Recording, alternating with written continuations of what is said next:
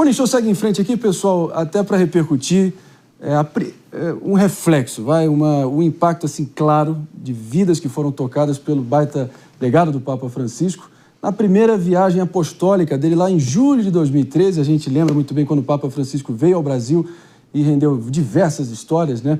Foi na 28ª Jornada Mundial da Juventude, quase 4 milhões de pessoas ali em Copacabana, e o Valmir Júnior foi um desses protagonistas durante aquele momento épico, né?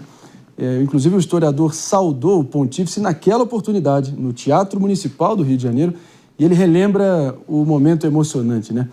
Propõe que a gente converse com o próprio Valmir, que está aqui com a gente ao vivaço no Morning Show. Fala, Valmir! Beleza, mestre? Como é que você está?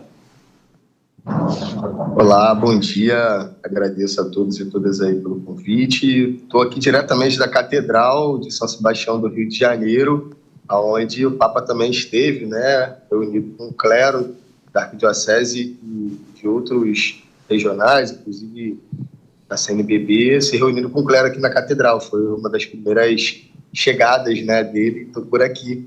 Para mim é uma grande alegria poder estar aqui com vocês, mas ao mesmo tempo um grande pesar, né, estarmos vivendo esse luto diante dessa passagem, né, da Páscoa do Papa Francisco, que tanto gerou e repercutiu no mundo a boa mensagem do Evangelho e testemunhou o amor, a fraternidade, a solidariedade. Então, obrigado pelo convite para poder estar aqui também, testemunhar o que Francisco fez na minha vida e na vida da Igreja. E você se tornou uma espécie de ponte, né, entre a juventude brasileira e o próprio Vaticano. Alguns discursos seus ressoaram muito com o próprio Papa Francisco. Me conta aí o primeiro contato com ele, como é que se deu, aonde se deu exatamente e qual foi a mensagem ali que ele te passou, te transmitiu, que mais ressoou com você.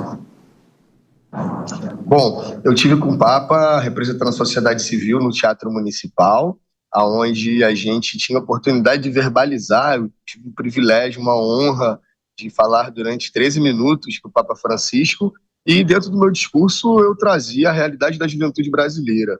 Essa conexão entre a igreja e a juventude, ela não é desconexa, pelo contrário, a juventude é o presente jovem da igreja, não o futuro da igreja.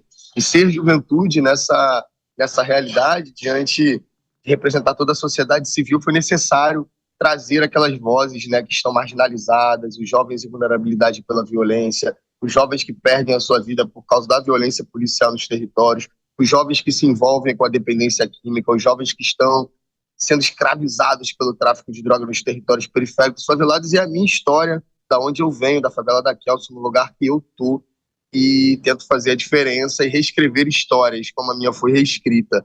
E Papa Francisco, eu chorando copiosamente, né, ao final do discurso, ele abre seus braços e me abraça. O abraço de um pai, o abraço da igreja, o abraço de Cristo, me consolando e olhando nos meus olhos dizendo: não tenhas medo, Deus conta contigo. Não tenhas medo, Deus conta contigo. Não chores, Deus conta contigo. E essas palavras ressoaram na minha vida, né? E como a gente diz na espiritualidade ignaciana, dentro de uma dinâmica, o Papa Francisco é jesuíta, então eu tive a oportunidade de me aproximar dos exercícios espirituais de Santo Inácio e senti uma grande consolação, né? Onde, de fato, Deus, junto com a minha mão, reescreve a minha história e transcreve novos futuros para a sociedade a partir desse sim, né? Estou aqui, estamos aqui. Maravilhoso, Valmir. Espetacular. É assim que tem que ser. Acho que difícil não ficar tocado e não ter essa mensagem aí para sempre te motivando para seguir dia após dia em frente, para seguir propagando essa mensagem. Eu vou aqui com a nossa bancada que está ansiosa para engajar contigo, Valmir. Vamos aqui com o David de Tarso, por que não?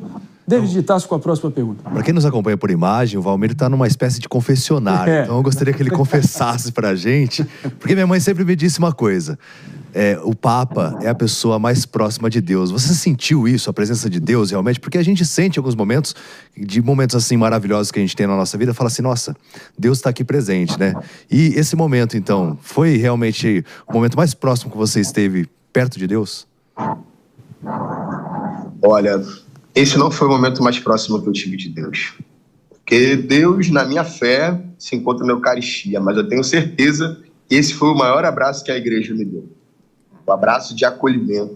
O Papa Francisco, ele abriu os braços e me acolheu nos braços dele, como sendo o próprio Cristo, a própria igreja, E óbvio que é o abraço de Deus, eu não tenho dúvida disso. Mas não posso falar que é a experiência ápice da minha conversão, da minha vida. Mas estar com Francisco mudou todos os paradigmas e apontou novos horizontes para mim. A experiência com Francisco naquele abraço me fez e ecoou em mim a vontade de também replicar esse abraço em outros jovens, acolher outros jovens dentro de uma dimensão profética, anunciando a boa nova, anunciando a justiça social e principalmente a justiça socioambiental, que para mim é o maior legado de Francisco, é a sua encíclica socioambiental, Laudato Si, louvado seja, que fala sobre a necessidade urgente de nos reconectarmos com a natureza, né? com a terra comum, com a casa comum. Então, esse encontro com Francisco é encontro com Deus, é encontro com a igreja, é encontro com o povo de Deus. Aquele abraço foi um abraço de pai, mas também foi um abraço de mãe, né? Então, essa experiência que é a experiência do abraço. Nós somos chamados, a partir da experiência com Deus, a abraçarmos a todos e todas, o mais pobre, o mais excluído.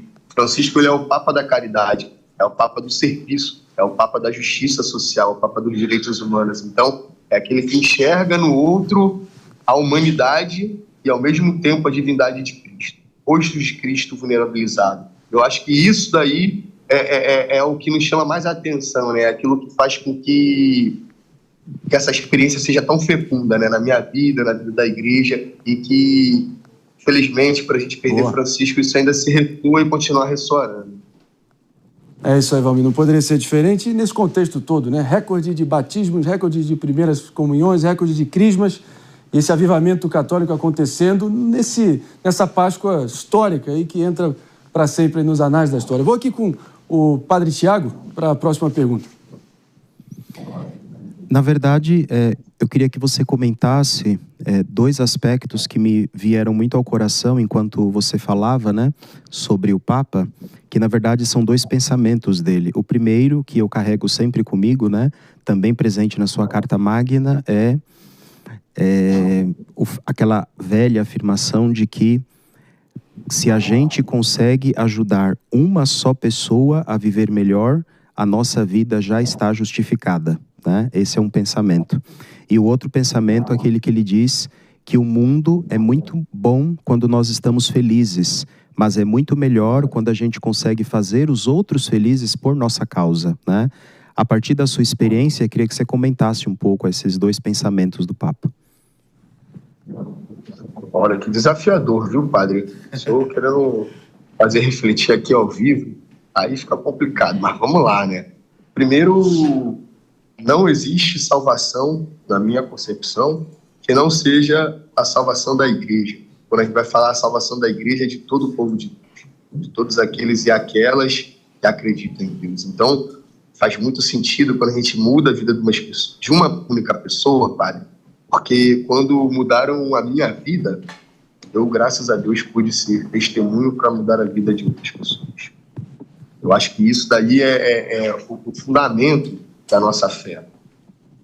Porque quando toda a missa termina, o padre vai falar: ide em paz, o Senhor vos acompanhe. Mas ide para onde? Ide para quê?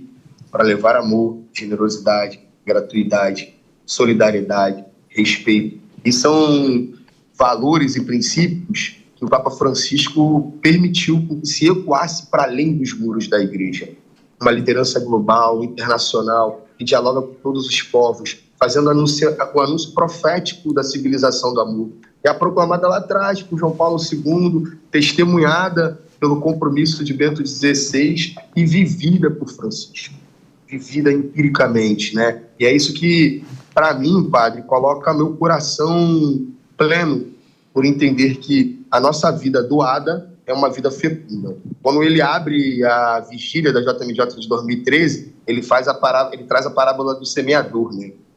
O que foi semeado no coração de tantos jovens, e quando é afirmado o número de batismos que cresce, o número de crismandos que cresce, o número de paróquias crescendo, o número de vocações presbiterais crescendo, é sinal que a semente de Cristo lançada, ela hoje tem mais um regador, né? Mais alguém, mais um cultivador, mais um hortelão que vai ficar munindo com a sua intercessão, né? Essas sementes que continuam sendo fecundadas agora por nossas mãos, Padre. Assim como Cristo anunciou os discípulos e Pedro, né, na igreja, assume essa responsa e joga para os apóstolos. Vamos embora, povo de Deus, vamos embora trabalhar. O mundo está precisando de justiça social, O mundo está precisando do reconhecimento do amor pleno de Deus, e esse é o nosso caminho. Esse é o que nos leva a reafirmar constantemente que essa graça de Deus se dá na experiência comunitária, quando a gente leva a nossa mão a estender para o próximo. E bota o próximo junto do nosso lado, e com o próximo a gente faz mudança.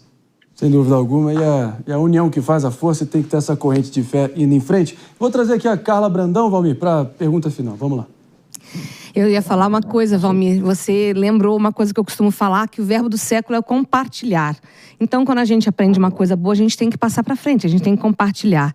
E também uma coisa que o padre Tiago falou, que eu acredito muito, que Jesus falou, onde um ou mais estiverem reunidos em meu nome, eu lá estarei. Eu acredito muito nisso. Então, eu queria falar para o Valmir, perguntar para o Valmir, qual é o teu futuro? O que você imagina compartilhar quando você estiver mais velho? Como você se imagina daqui a alguns anos, diante de falar tão bem como você fala, diante de levar esse amor e ser um exemplo tão importante, o que você imagina? Como você imagina estar daqui a alguns anos? Lembrando que o Papa não teve uma vida perfeita, né? Ele teve muitas dificuldades, ele inclusive fez psicanálise, psicologia, ele usou a psicanálise e ele acreditava que assim a gente entendia melhor as pessoas. Como que você imagina estar daqui a alguns anos? Bom, a primeira coisa é que falar desse tempo histórico também, a gente vai começando a envelhecer, né? Então vamos ficando mais velhinho, né? Eu falei com o Papa, eu estava completando 28 anos, agora a minha idade já revelada 12 anos depois, né? E graças a Deus, né? Eu já fazia faculdade de História na PUC e vovó que me criou. Essa presença feminina, materna, né? Que conta a história da nossa população. Quando mamãe faleceu, vovó que assumiu seus 2 netos e criou os 2. Minha irmã é bióloga e eu professor de história formado pela PUC. Depois do encontro com o Francisco e experimentando, né, literalmente a Laudato Si, eu inclinei minha vida para poder estar disposto a reconstruir essa casa comum. E estou me tornando agora, desafio, rezem por mim aí, torçam, dia 28 agora, minha defesa de mestrado sobre sustentabilidade dentro da PUC-Rio. Hoje eu coordeno uma horta comunitária, que é a Horta Comunitária Mariambu, dentro do Complexo da Maré, uma horta que faz provisão de alimentos orgânicos e distribui gratuitamente para uma creche local. A gente tem um trabalho de educação ambiental em parceria com a escola do bairro, nós temos programas de voluntariado para jovens que queiram conhecer o nosso trabalho dentro da favela. Eu acredito que o ser presente na comunidade. Como que eu posso mudar o território que eu moro? Trazendo educação ambiental, pensando numa nova ótica sobre a sustentabilidade e na saída para as emergências climáticas, né? Que é o que Francisco tanto nos chamou a atenção, para cuidar da natureza que é a nossa casa. Esse foi o Valmir Júnior, historiador, que teve o privilégio ali naquele histórico e inesquecível 27 de julho de 2013, na Jornada Mundial da Juventude. Discursou para o Papa, emocionou o Papa e realmente tem essa baita atuação hoje em dia. A gente agradece a tua presença aqui, meu irmão. Segue firme e forte. Muito obrigado, viu? Um bom dia para todos.